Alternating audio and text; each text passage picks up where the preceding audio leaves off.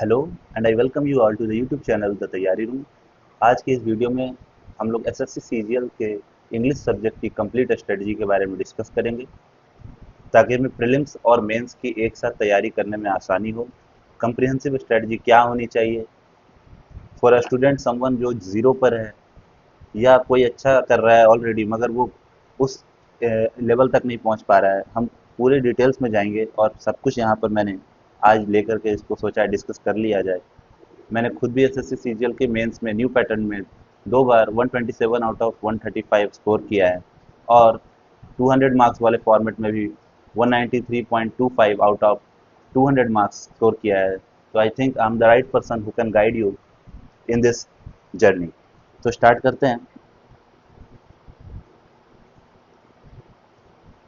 4 pillars of English preparation.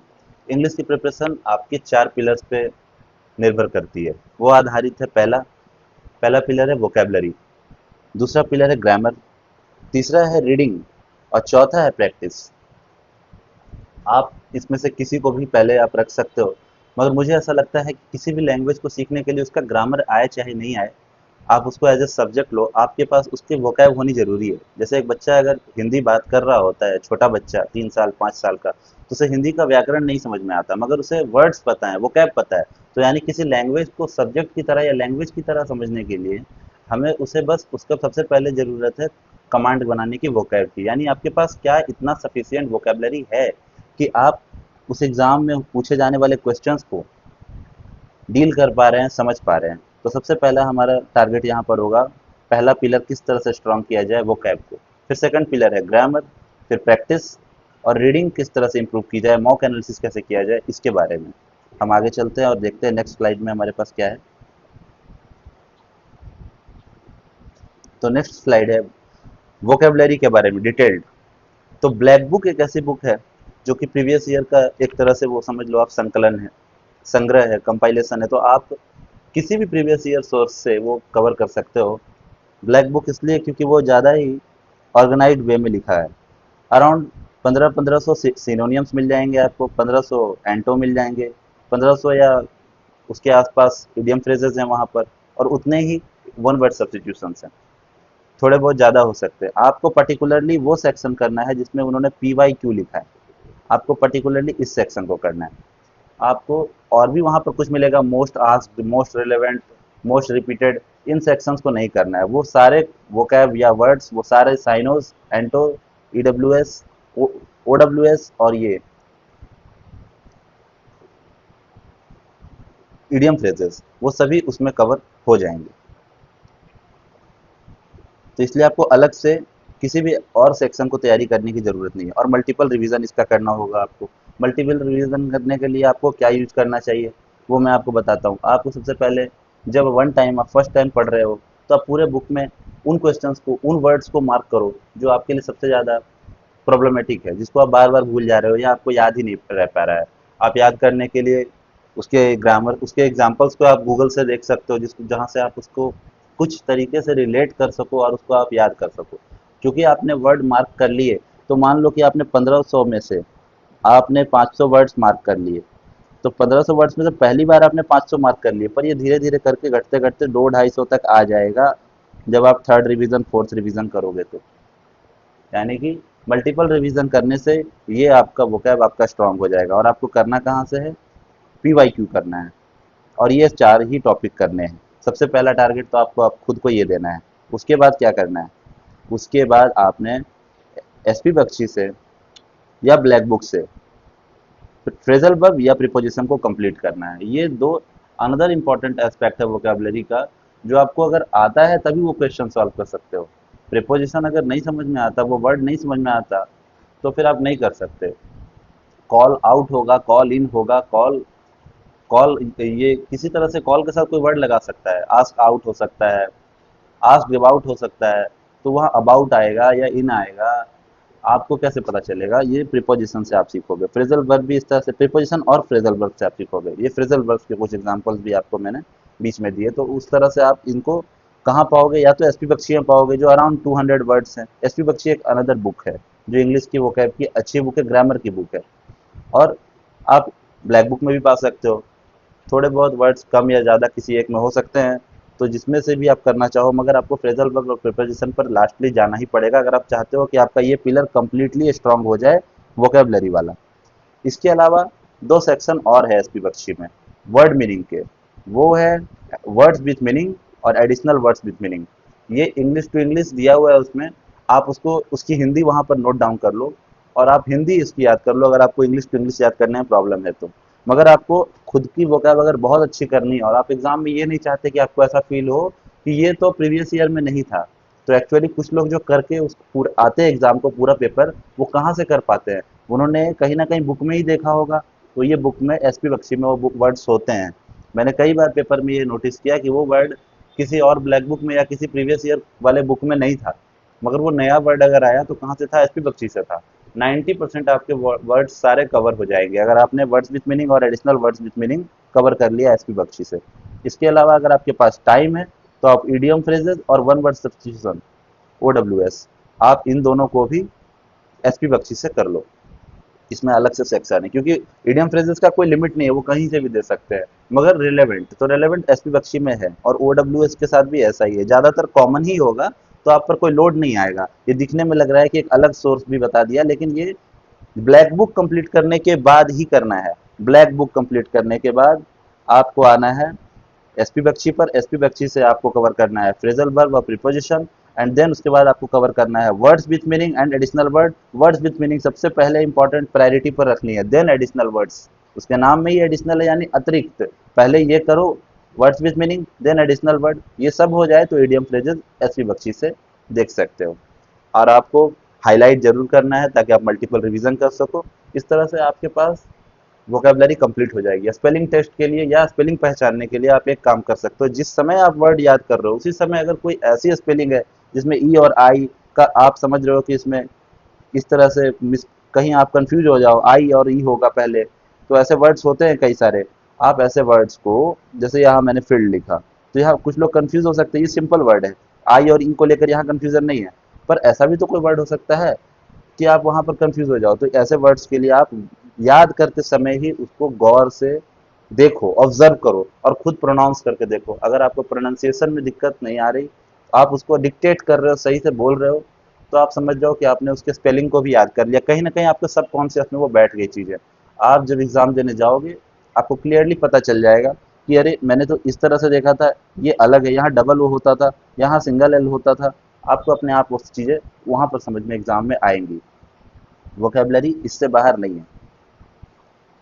Revision के लिए simply जो मैंने बताया, आप वोकेबलरी का नोटबुक बना लो, आप मार्क्ड वर्ड्स को उसमें नोट कर लो और उसको मल्टीपल टाइम्स रिवीजन करो। आप पहली बार में उसमें हाइलाइटर लगा दो, दूसरी बार में हाइलाइटर के साथ साथ बगल में टिक लगा दो, आपका सेकंड रिवीजन भी कंप्लीट हो गया। तो इस तरह से आप डेली के डेली 100 वर्ड भी एक टाइम पर रिवीजन करोगे तो आप पर कोई लोड नहीं पड़ेगा, आप 15 मिनट में कर जाओगे। पर स्टार्टिंग में आपको एक इतने सारे वर्ड्स हैं वो पढ़ने पड़ेंगे, लेकिन पार्ट बाय पार्ट। आप ये करना कि साइनो और एंटो आप एक साथ मत याद करना, वरना आपको ऑपोजिट वर्ड्स जो है कंफ्यूज करेंगे कि वो उसका ऑपोजिट था या सिमिलर मीनिंग था। तो आप साइनो जब याद कर रहे हो तो मीनिंग की तरह याद कर रहे हो, एंटो को भी आप मीनिंग की तरह ही याद करो कि अगर डे का ऑपोजिट नाइट है, अगर इसका ये, तो आप दिन का अर्थ अगर समझते हो और नाइट का अर्थ समझते हो तो आपको ये अलग से याद करने की जरूरत नहीं है कि दिन का उल्टा रात होता है। आप समझ रहे हो मेरी बात को? तो इसलिए आप दोनों के मीनिंग को याद करने की कोशिश करो, यानी एंटो में भी आपको वोकैब ही याद करनी है, इस तरफ वाले की भी और इधर वाले की भी। ग्रामर पर आते हैं। ग्रामर पर सिंपली आप नीतू सिंह वॉल्यूम 1 बुक से के साथ में रह सकते हो, उसके साथ आप स्टिक करिए। नीतू सिंह वॉल्यूम 1 में जो इंपॉर्टेंट चैप्टर्स है जैसे subject verb agreements, noun, pronoun, clauses, question tag, voice narration, articles, इन चीज़ों को आप देख सकते हो। एडजेक्टिव्स भी उसमें से इंपॉर्टेंट है। आप इन चैप्टर्स को नीतू सिंह वॉल्यूम 1 से कवर कर लो। अगर बुक से प्रॉब्लम हो रही है तो उसके बारे में मैं अभी बताता हूँ आपको नेक्स्ट स्लाइड में। अगर आपने नीतू सिंह वॉल्यूम 1 से इन चीज़ों को कर लिया है तो वॉइस और नरेशन के लिए थोड़ा एक्सटेंसिव पढ़ने के लिए कि और अगर सीख सकें, क्योंकि ये क्वेश्चंस 5 से 6 आते हैं, 45 क्वेश्चंस मेंस में आएंगे, इसमें से 5 से 6 वॉइस नरेशन के हो सकते हैं। तो ऐसी स्थिति में आप एसपी बख्शी से भी उसके रूल्स को देख लो। आप ये कर सकते हो, अगर आपको किस चैप्टर में प्रॉब्लम है तो आप तरुण ग्रोवर सर की शॉर्ट और इजी टाइप की वो क्रैश कोर्स होती है, वो आप देख लो। वो छोटी वीडियो होती है जिसमें सर ने समराइज वे में बताया होता है। आपने सर से वहाँ क्लासेस कर लिए, उसकी नोट्स बना ली, इसके अलावा आपने नीतू सिंह वॉल्यूम 1 को अब पढ़ा, तो अब आपके बेटर समझ में वो चीज़ें आएंगी। अगर आपको बिल्कुल ही समझ में नहीं आ रहा है इंग्लिश खुद से, और क्रैश कोर्स भी आपके लिए ज़्यादा काम का नहीं है, तो अमन वशिष्ठ सर हैं, उनकी यूट्यूब पर फ्री लेक्चर्स अवेलेबल है, उनके चैनल पर भी है, द पंडित्स के भी चैनल पर है, आप वहाँ जा करके उसको कवर कर सकते हो। उन्होंने जीरो से एकदम डिटेल में, जैसे क्लासरूम स्टडी होती है, आप उस तरह से उनके लेक्चर्स को कवर कर सकते हो। और जो भी मैं टीचर्स यहाँ पर बता रहा हूँ, ये टीचर्स ऐसे, इनके लेक्चर्स ऐसे होते हैं कि जिसमें नो नॉनसेंस क्लासेस है, मतलब आपको बिल्कुल ही समझ में आएगा। वहाँ पर फोकस होकर के आप सिर्फ नोट डाउन करते जाओ, समझते जाओ, जैसे वो बता रहे वैसे प्रैक्टिस करते जाओ। आपको प्रॉब्लम फिर इंग्लिश में ग्रामर को लेकर के तो नहीं आएगी। और फिर आपको प्रैक्टिस कहाँ से करना है इन चीज़ों के लिए, आप एसपी बख्शी से वॉइस और नरेशन को प्रैक्टिस कर लो, सिर्फ वॉइस नरेशन। नीतू सिंह से जो जो चैप्टर्स आप पढ़ रहे हो, नीतू सिंह मैम की बुक केडी कैंपस वाली, वो आप उसको वहां से कर सकते हो कवर। किसी के पास पैरामाउंट वाली भी है तो वो भी सेम बुक है, मैम ही ऑथर है। इसमें भी पीवाई क्यू मोस्ट इंपॉर्टेंट है ग्रामर की प्रैक्टिस के लिए भी। तो उसको कैसे प्रैक्टिस करें, जिस तरह से क्वांट में पीवाई क्यू को हम प्रैक्टिस करते हैं, उसी तरह से इंग्लिश में पीवाई क्यू के लिए भी बुक आती है। यहाँ मैंने पिनेकल लिख दिया है, आप किसी और पब्लिकेशन के बुक को भी लिख सकते हो। तो आप वहाँ पर क्या करो, syno anto, one word substitution, error detection, sentence improvement, parajumbles, comprehension, fillers, cloze test, ये सब चीज़ें आप बुक से कर सकते हो। पिनेकल वाली भी, किरण वाली भी, आप किसी भी बुक से वो कवर कर लो प्रीवियस ईयर को। जब आप प्रीवियस ईयर को सॉल्व करोगे तो आप कैसे करना, आप हर टाइप के क्वेश्चंस, हर टाइप के ये सब्जेक्ट से मान लो, तो इसके 20 20 20 20 आप कर लो कि 20 सेंटेंस इंप्रूवमेंट मुझे लगाना है, 20 एरर डिटेक्शन मुझे सॉल्व करना है, 10 पैराजम्बल्स करने हैं, 10 फिलर्स करने हैं, 5 कंप्रीहेंशन करने हैं या 3 करने हैं पर डे। आप इस तरह से करोगे, आपको आपने 1 घंटे का खुद का प्रैक्टिस का दे दिया। यानी आप डेली, अच्छा सब कुछ प्रतिदिन कर पाना जरूरी नहीं है, तो आप मान के चलो कि आपने इन तीन चीज़ों को पहले किया, ईडीएम वाले को, एरर डिटेक्शन और सेंटेंस इंप्रूवमेंट को, फिर आपने फिलर्स और इसको ले लिया साथ में, इन तीनों को किया। तो इस तरह से आप टोटली आप पाओगे कि आपने पूरी तरह से कवर कर दिया, और आपने मल्टीपल प्रैक्टिस कर ली मेंस टाइप की, हर मिक्स क्वेश्चन की। इसके अलावा सेक्शनल टेस्ट, टेक्स्ट बुक या किसी प्लेटफॉर्म, ऑलिव बोर्ड या किसी भी प्लेटफॉर्म का बहुत ही इंपॉर्टेंट है, द पंडित प्रो मॉक्स के भी आप दे सकते हो, जिससे आपको मिक्स्ड क्वेश्चंस की प्रैक्टिस करने का एक अच्छा खासा एक्सपीरियंस हो जाए। रीडिंग जो हमारा लास्ट ये है पिलर, और उसमें ये करता है, हम करना है हमें कि हमें 15 से 20 मिनट डेली कोई भी न्यूज़ आर्टिकल पढ़नी है। द हिंदू का एक एडिटोरियल की बुक आती है, द हिंदू पब्लिकेशन जो वो न्यूज़पेपर निकालते हैं, वो 3 मंथली कंपाइलेशन करके बुक निकालते हैं छोटी छोटी सी। आप चाहो तो उस बुक को ले लो मार्केट से, उसमें एडिटोरियल्स होते हैं, उसको खुद से पढ़ो और समझो। अगर ना समझ में आए तो आप उसकी फ़ोटो लेकर के एआई ऐप पर, चैट जीपीटी, एमएनआई वगैरह, जेमिनाई वगैरह पर आप डाल दो उसको, और आप वहाँ पर से उसको समराइज रूप से समझ सकते हो कि आखिर ये क्या कहना चाह रहा था और मैंने क्या समझा था। तो आपको ये हेल्प करेगा 15 से 20 मिनट आपको पढ़ने में। आपकी रीडिंग जितनी फास्ट होगी, आप उतने जल्दी क्वेश्चन पढ़ सकते हो, चाहे जीके का वो क्वेश्चन हो, इंग्लिश का हो, या क्वांट के मैथ्स के क्वेश्चन हो, या रीजनिंग के क्वेश्चन हो। जल्दी पढ़ोगे तभी तो जल्दी इंटरप्रेट करोगे। अगर आप किसी क्वेश्चन को कोई 30 सेकंड में पढ़ता है और आप 20 सेकंड में पढ़ते हो, यानी आप उसको 2 बार पढ़ सकते हो 40 सेकंड के अंदर, जबकि वो बंदा 1 बार आप पढ़ पाएगा सिर्फ। तो आप फास्ट रीडिंग की आपकी एबिलिटी होनी चाहिए, भले ही थोड़ा कम समझ में आए स्टार्टिंग में, लेकिन आपको पढ़ना फास्ट है। आप इसमें कोशिश करो सेंटेंस फ्लो पर बनाए रखने की, स्पीड बनाए रखने की। आप इसके अलावा 10 मिनट से 15 मिनट, 15 मिनट तो रीडिंग हो गई, आपको बैठ करके वोकैब नोट नहीं करते रहना है, केवल वही वोकैब नोट कर लो जिससे आपको बहुत ज़्यादा प्रॉब्लम हो गई या बहुत ज़्यादा दिख रहा है, जिसकी वजह से वो समझ में नहीं आ रहा, वो पूरा एडिटोरियल या पूरा पैराग्राफ समझ में नहीं आ रहा। जब वो आपने कई बार नोटिस किया है, वो वर्ड हर बार दिख जाता है और आपको प्रॉब्लम होती है, तब तो वो वर्ड नोट करो, वरना सिर्फ समझने की कोशिश करो कि आपको क्या ये समझ में आ रहा है या नहीं। पैराग्राफ समझ में आ रहा है, फिर आप नोट वोट मत करो। आप वोकैब पढ़ने के लिए आपको मैंने ऊपर बताया जो पहले, आपको वो करना है। और यहाँ पर आपने देखना है एक चीज़, रीडिंग के अलावा लिसनिंग, आप जितना सुनोगे आप उतना ही फ्लुएंट हो जाओगे। इंग्लिश को थोड़ा कंफर्टेबल बनाने के लिए 15 मिनट रीडिंग है, तो 15 मिनट आपको लिसनिंग भी करनी है। कई सारे ऐसे, आप M S Dhoni, APJ Abdul Kalam और जो अच्छे स्पीकर हैं, प्रियंका चोपड़ा, आप इनके स्पीचेस को, पॉडकास्ट को 15 मिनट सुन सकते हो। बस कहीं पर आप ये बोलते हुए इनको सुनोगे तो थोड़ा बहुत आपको आइडिया लगेगा किस तरह से सेंटेंस फॉर्मेशन होती है। तो आपको इंग्लिश आपका अपना नेटिव लैंग्वेज लगेगा, फिर इंग्लिश से आपको डर नहीं लगेगा।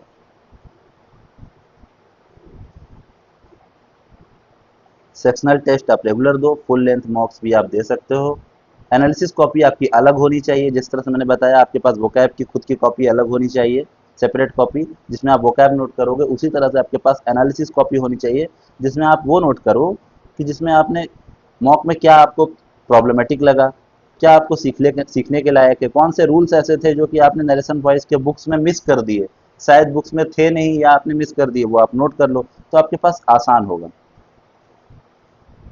और इसको आपको रिवाइज करना है मल्टीपल टाइम्स जब आपका सिलेबस कंप्लीट हो जाएगा, तो और अल्टीमेटली आपके नोट्स ही आपके काम आएंगे, बुक्स इतने सारे आप नहीं काम आएंगे आपके, अल्टीमेटली आपका खुद का नोट्स काम आएगा। तो अगर आप कंसिस्टेंटली ये सब करते हो तो आपका स्कोर ऑटोमेटिकली इंग्लिश में अच्छा ही आएगा, क्योंकि आपने इतना बार खुद को टेस्ट कर लिया होगा सेक्शनल टाइमर के थ्रू, या ऑफलाइन आपको जैसे मैंने बताया बुक्स में आप कभी प्रीवियस ईयर के वॉइस नरेशन सॉल्व कर रहे हो, सेंटेंस इंप्रूवमेंट सॉल्व कर रहे हो, तो अल्टीमेटली आप अच्छा स्कोर कर जाओगे इंग्लिश के अंदर। अगर आप चैनल पर नए हो तो आप चैनल को सब्सक्राइब कर सकते हो, वीडियो अच्छी लगी तो उसको लाइक कर दो, शेयर भी कर दो। Thank you for watching, see you in the next video, bye.